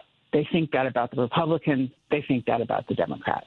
And that's about our failure to differentiate over and over again between who we are and who they are. And that doesn't mean, Justin, you and I've talked about this before, we don't just point the finger at them and talk about what they're wrong about. We also have to make the case for what we're right about. We also have to make the case for what we're going to do for them if they elect us, and then show them that by actually doing the thing when we get elected. And so often, all across the country, not just here in Michigan, we fail to do that. So we've developed this system where we point fingers at folks and call them extremists. And before now, we were calling people extremists before they were actually extremists. Think about the things we said about Mitt Romney. This is my example that I've been using for years. And back in 2019, 2020, and even in 2016, I was apologizing for the things we said about Mitt Romney because we were so extreme about Mitt Romney that when the real extremists showed up, Donald Trump, nobody believed us. Wow. Because that's what you said about Mitt Romney. Mitt Romney wasn't like that. Okay, he did put a dog on the roof of the car, but he wasn't going to take us into fascism. This man did, but nobody believed us. So what we have to do is get back to the place where our folks trust us, where our voters trust us to tell them the truth and to deliver on what we've promised. And that's why we've got to run campaigns that are based on who our candidates are and what they believe in and what they're going to do for their people. And then when they get elected, we've got to actually do the things. Those two steps, very important. Lavora, I hadn't thought of it that way, and this is why I'm so thankful to have folks who are subject matter experts on this. We did do that with Mitt Romney, and he isn't Donald Trump. And yes, he's said and done some things that we have gone, yeah, but you're still kind of rolling with him and, blah, blah, blah. We get that. But when the real anarchists and the chaos agents showed up, people could not separate from their own party's people that we labeled that way. That's such a great point. And I kind of want to go back to something you said, because there isn't a delineation. We have to, I think, and help us through this, we have to denote what the Republican Party is doing to hurt people, at the same time talk about, and this is the separation. Yeah. This is that when we move away, separate ourselves and show what we're going to do to help people. So here's what they've, and I've said this, I'm giving you the edited version. This is what they've done to hurt you. Here's what we're going to do to fix it and how you're going to benefit from it and how you're going to go forward with it. That's something that we've got to get into our conversation. And I think state and federal officials have got to be able to do that more, like every time they open their mouths. Here's how they hurt you. Yes. Here's how I'm going to bandage it up, fix it, and make you better. And we haven't done that enough. It has to be, exactly. It has to become part of their stump speech, the things they regularly say. And it has to roll off their tongue as easily as their complaints about the other side just roll off their tongue. They have to take the next step. This is what's wrong. You're exactly right. This is what they've done to you. This is how I'm going to fix it. This is how it's going to make your life better. And then back to my next step. When we win in November, because we're going to have a great election season, and we have to get to work immediately starting to right the wrongs. We can't have focus groups and committees and years of deliberation about what needs to be done and how it needs to be done. That deliberation time is now. Figure it out now, go in with a plan, and get to work on day one. We watched Trump and his folks do this. They showed up on day one with a whole book, which we all saw, and we pretended like they didn't write it, but they did, ready to go. And then they went about implementing all of it. We need to do the same we need to fix the problem. Implement from day one. We can't just, I agree with that so much. My phrase, and you've heard me, I think I used this last time when you were on, is we got to walk in with sledgehammers and knock some tables over. Make the noise right out of the gate. I mean, and let people know. And this is something that I said yesterday that really comes from, other people about the types of legal legislators we need. And those are people that are going to come in and be ready to prosecute. I mean, Governor Pritzker here in Illinois, talks about the accountability project and Project 2029. And when we win the House this fall and hopefully the Senate immediately start going after and be prepared to start going after things in 28 and to 29. And if it's going to mean some prosecutions. It's not going to. We cannot give them the room to think that they're going to have any air to breathe. We've got to suffocate out their chaos, and we got to do it right out of the gate. I appreciate you putting some real texture to that, because that's what I think is missing. Those three things: against, for, and now that we're here, here's what we're doing, and we're going to keep doing it and keep doing it. And it's momentum. We can't. Here's the other thing too. I wanted to ask you or talk about. We can't buy into the old adage or old way of performing, which is every 2 years, it's the party wins the White House, loses the House or the Senate, and then that whole that can't be the case anymore. We have to win the House and hopefully the Senate, take back the White House in 2028, and keep the House and keep the Senate. That's what we have. That would be the Magic Johnson version of getting the next championship ring.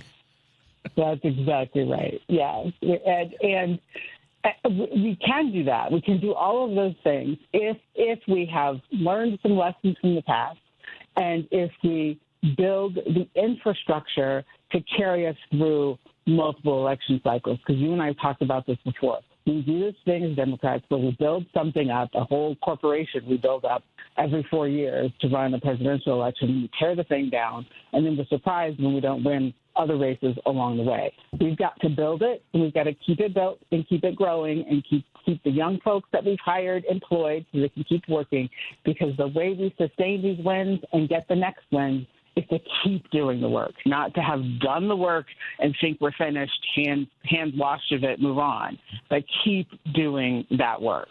And part of the work is informing and letting people know that we're here to keep winning. I love what you said before about this is a business. It's got to operate with short-term, medium-range, and long-term planning. And we've got to really look at how we play this game differently, put different stakes in place that younger folks, I love what your position on that. So let me ask you this question about that. How do folks running for office, whether it be state level or federal, do a better job, I guess we would just use the word better, of getting and keeping young folks, on the floor?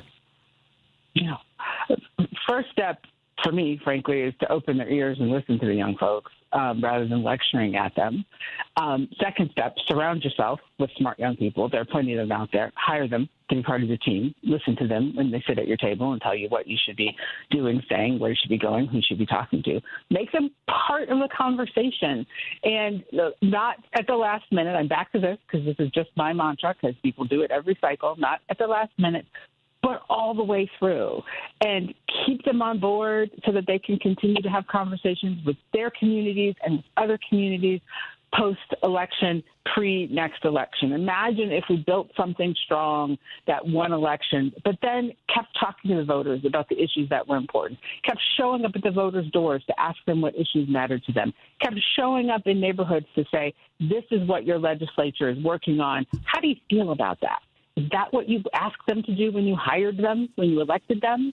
Is this what you want? Young people would love to do that work for you constantly. And out here in this job market, they will love a job doing that.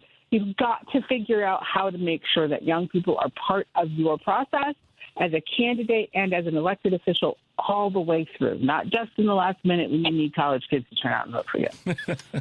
And I think that's where the trust element comes in. And maybe rather than spending so much money on sending out flyers and all these other things that happen, spend the money hiring those people to get the message to the people that are going to be the future voters. Is that crazy? Exactly. Buy a little less television, because who's watching television now? Why are you spending money on TV ads? It's too doggone expensive. Hire people. Hire some people that are going to do a much better job, much deeper. Listen, here's a novel idea that we need to push our folks to do. You spend the money on a 30-second commercial or a 60-second commercial, and it based on whoever is watching that station at a particular time, it's gonna potentially reach X number of people. How about spending a different percentage of that money to hiring younger folks and folks in general, but younger folks particularly, to say the same thing, but arm them with data and information that they can share with their colleagues to help keep them in the fight, keep them on the floor. Yes. Crazy. Mm-hmm.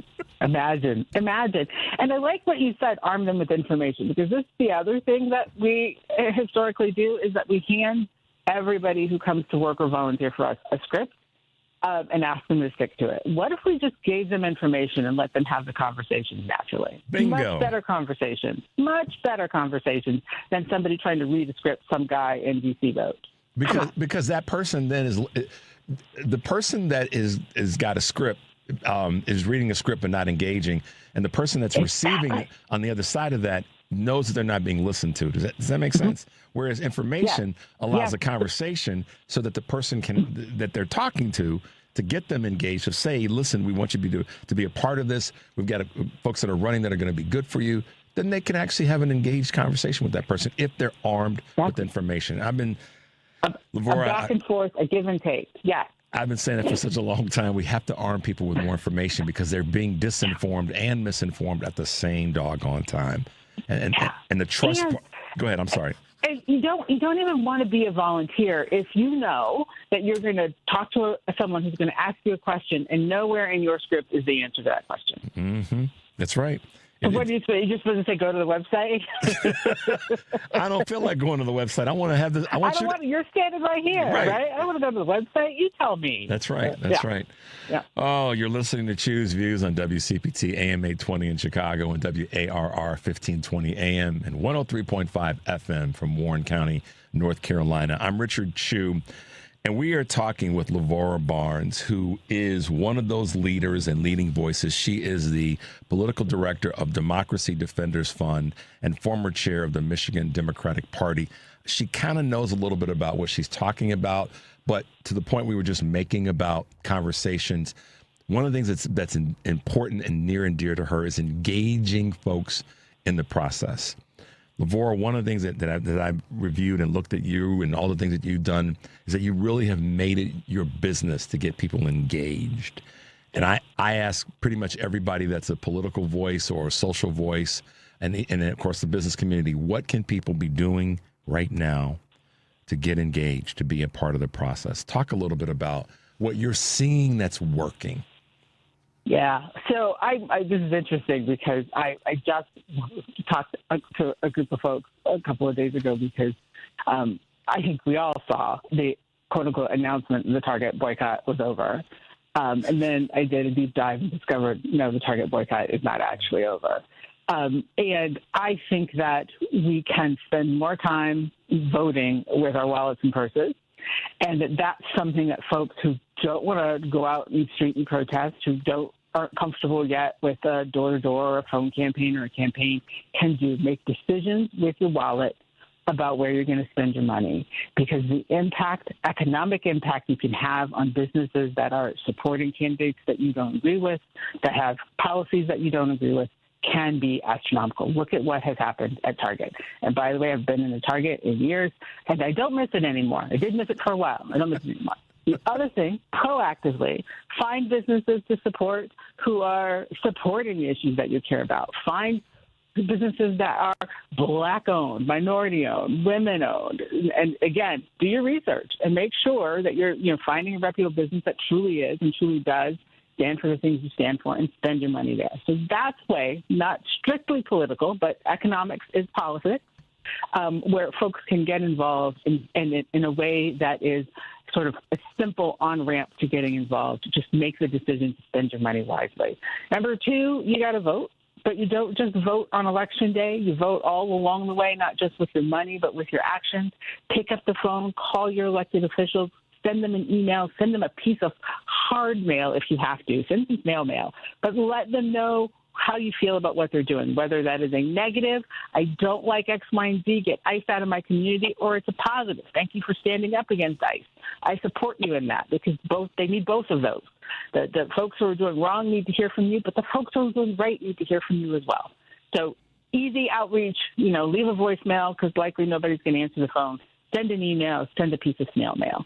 And obviously show up on Election Day and vote. Encourage everyone you know to vote. And if it feels like you live in a community where folks may be intimidated in terms of showing up on Election Day to vote, encourage folks to vote absentee, vote from home so they don't have to deal with that intimidation. And then I'm thinking about ways that folks who are comfortable can sort of stand up and help other folks feel comfortable on Election Day showing up. I haven't fleshed out this idea completely yet, but I'm thinking about the way we escort women across picket lines to women's centers to have abortions. Do we need escorts at polling places? Wow. How do you think about that? Yeah. You know what? I'm looking at some of my notes, and I know we can talk. This is why we get figure out. Here I am, like real time, just telling you, get in your calendar. But figure out how we can get back together sooner than later because of what's going on with the SAVE Act. I want to talk about that in more depth, and we don't have enough time, this short window. So let's try to do something as quickly as we can to get you back on to talk about this because it's critically important. One of the things that comes to mind for me with voting and ICE is, do we need to have folks not armed up, but physically ready to be at polling locations? I'm asking the question, but I'm asking a question with a statement, which is, I think we need to have folks at voting locations from now, now through the fall, through the midterms, for the safety and the what's the word I want to use? Not just the safety, but for the preservation of the process. If that's making any sense. Talk about that as we wrap up, Lavora. And I know we had to rush through today, but that means we got more to talk about. Right. We always have more to talk about, and that's great. So we've always, I say always, we here in Michigan, I'm sure other places as well, have always had folks show up and be poll observers. And, we don't get the full coverage that we want. We don't have people everywhere. And we don't have people in every precinct, but we train them up and they go in and they observe. And generally they are inside and they're observing the voting process. And that's important. We need to continue to do that. We need to do more of that. We need to get more coverage of that. We need more people volunteering to show up and be poll observers. But we also, I think, need some folks on the outside because that's where, in my opinion, a lot of the intimidation is going to start with, I don't even want to walk up to that polling place because look at how many police cars are lined up outside or whatever. So we need to figure out ways to make the outside inviting to get the folks through the door to then the observers to watch them on the inside. So I think it's now a two-piece strategy, inside and outside, in terms of our coverage of polls, which means more people, more volunteers stepping up to help volunteer. And the other thing I want to say as we're wrapping up here, I need people to reach out to clerk's offices and become trained to help work for the elections, not as an observer from the parties, but as an actual election worker, because I know that clerks struggle to find people to take on those positions during election time, and they need more of them. And the more good people we have volunteering to step up and do that work, which actually is paid, not volunteer, I should say, the better our elections will be run and the more comfortable we can be about who's running that election in that polling place because we're doing it ourselves. Senior Advisor, Democracy Defenders Action Fund, Lavora Barnes. I am so excited to talk to you. Look forward to getting you back on quickly so we can talk about the SAVE Act and go to the next level of what you just said in terms of people being there at the polls on the outside. So let's work our way through that because it's a brilliant idea. We just have to figure out how we can implement it in as many places as possible. Lavora, how can folks find you? They can look on the Democracy Defenders website. They can look for me on Instagram. I also have a Substack. I post now almost weekly. I'm not as good as I should be. And then I'm also on Blue Sky. Lavora Barnes, thanks for hanging out with us this morning. Stay safe and look forward to talking with you again in the very, very soon future, okay? Thank you. I'll be back soon. All right. Talk to you soon. Bye-bye. All right. Bye-bye. All right, guys, we are at the end of the show just about, but we got 30 seconds to grab a call from Tom. Whoa. Let's go to Gregory. Hello. Let's put him on hold and go. Let's go to Gregory because that was way too loud. Hey, Gregory, we got 30 seconds, man. What's going on?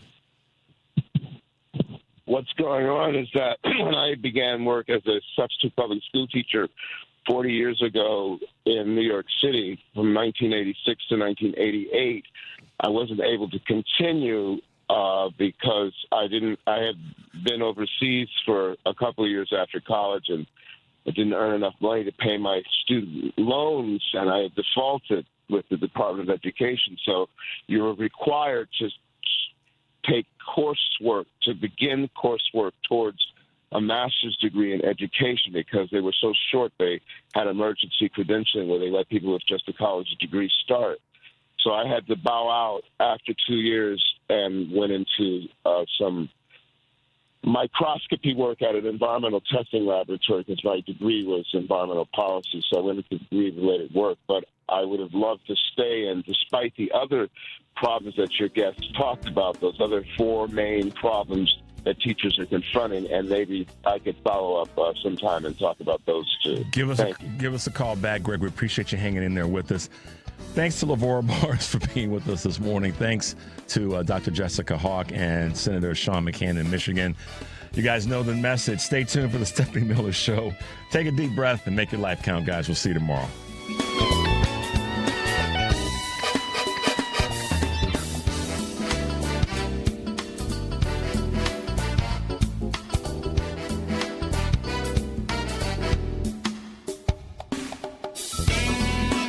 This is Chicago's Progressive Talk, 820 AM, WCPT Willow Springs, and online at WCPT820.com, where facts matter.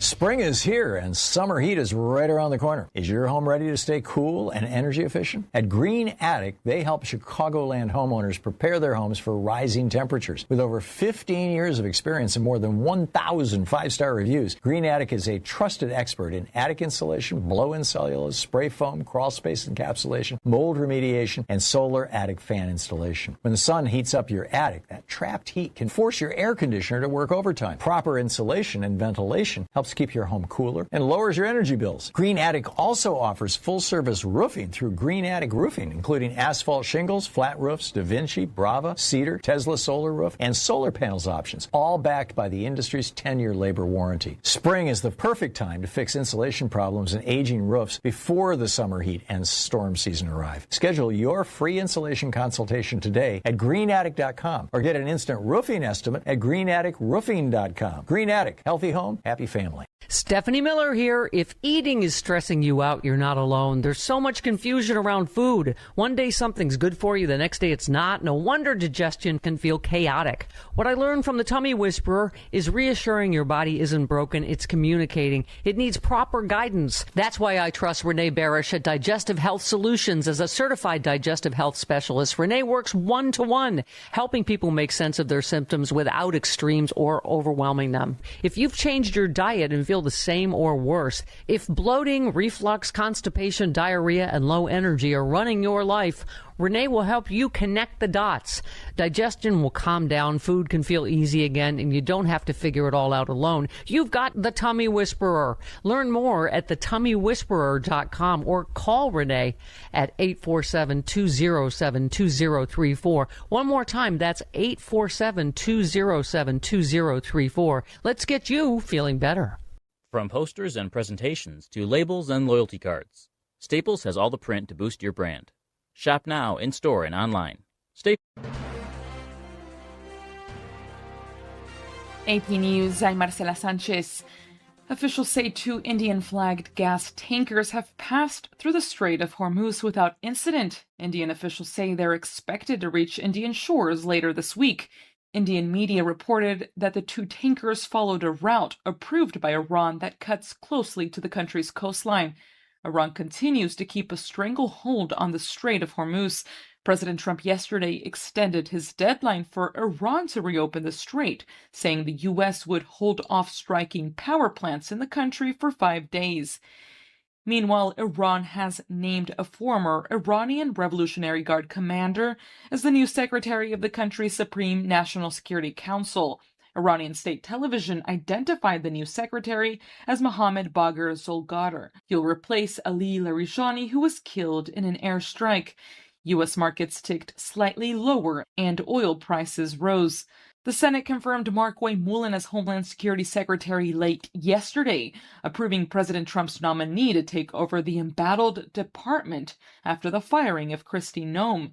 Routine funding for the Department of Homeland Security has lapsed since February 14th, leading to long waits at U.S. airports as Transportation Security Administration agents call out rather than work without pay. Democrats are demanding the Trump administration make changes in immigration enforcement operations following the deaths of 2 U.S. citizens during protests this year in Minneapolis. Trump has refused the latest proposal and talks have stalled. An oil refinery fire in Port Arthur, Texas was put out today. Officials say a shelter-in-place order has also been lifted, adding that no one was injured in yesterday's explosion at the Valero refinery. This is AP News.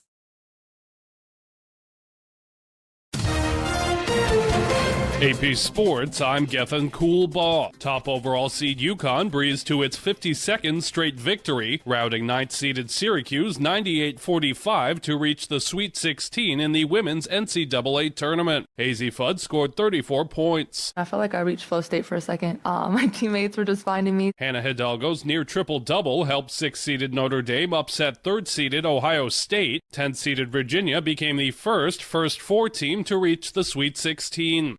NBA, no Cade Cunningham, no problem for the Pistons in a 113-110 win over the Lakers behind a career-best 30-point night from Danis Jenkins. WNBA players unanimously approved a new 7-year collective bargaining agreement. And NFL, the Seahawks are making Jackson Smith-Njigba the highest-paid wide receiver on a 4-year, $168.8 million extension. I'm Marcela Sanchez.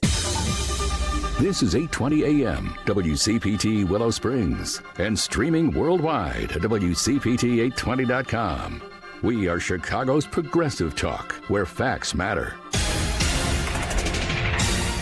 Now, your WCPT 820 weather update. From the Weatherology Weather Center, I'm meteorologist Jennifer Wojcicki. We'll see mostly cloudy skies here for today with a high in the low 50s. Winds out of the southwest around 5 to 10 miles per hour, gusting as high as 15. Then for tonight, partly cloudy skies develop, a low near 38. By Wednesday, partial sunshine, a high of 68 degrees. Thursday, a chance for showers and thunderstorms here late, increasing clouds, a high of 76. That's your latest Chicago weather update. Currently, it's 30. This is Chicago's Progressive Talk, 820 AM, WCPT Willow Springs, and online at WCPT820.com, where facts matter. If you're looking to purchase a new home or refinance your existing home, you need to call Team Hochberg, your trusted local lender. Last year, Mitch, 50, railroad worker, income 100 G's a year, score 630, called to consolidate his debt with a cash-out refinance. Team Hochberg loan officer Johnny Hendrickson helped Mitch pay off his debt and save $800 a month. Johnny called Mitch for a 6-month post-closing checkup and informed him his credit score was now over 700. Then Johnny helped Mitch lower his rate, remove the PMI, and save him another $400 a month while covering all his closing costs. Let's review. Team Hochberg loan officer Johnny Hendrickson helped Mitch eliminate his debt, save $1,200 a month, and improve his scores over 100 points. Team Hochberg's helped thousands of radio listeners, but we can't help if you don't call 855-563-2843 or visit 56david.com. That's 855-563-2843 or visit that website you know you love, 56david.com. Atlantic Coast Mortgage, Equal Housing Lender, NMLS 643-114. Configuring the Bluetooth. Deciding who controls the music. Remembering where you parked. Why are simple things sometimes so complicated? Thankfully, with an auto owner's insurance independent agent, getting the right coverage for your vehicle doesn't have to be one of them. So you can get back to more important things, like remembering if you're on the 3rd or 4th level of the parking garage. That's simple human sense. In Will and DuPage County, contact Paul Fazio at FazioInsurance.com or 815-727-2611. All right, son. Time to put out this campfire. Dad, we learned about this in school. Oh, did you now? Okay. What's first? Smokey Bear said to. First, drown it with a bucket of water, then stir it with a shovel. Wow, you sound just like him. Then he said, if it's still warm, then do it again. Where can I learn all this? It's all on SmokeyBear.com with other wildfire prevention tips. Because only you can prevent wildfires. Brought to you by the USDA Forest Service, your state forester, and the Ad Council. This is WCPT 820, where facts matter.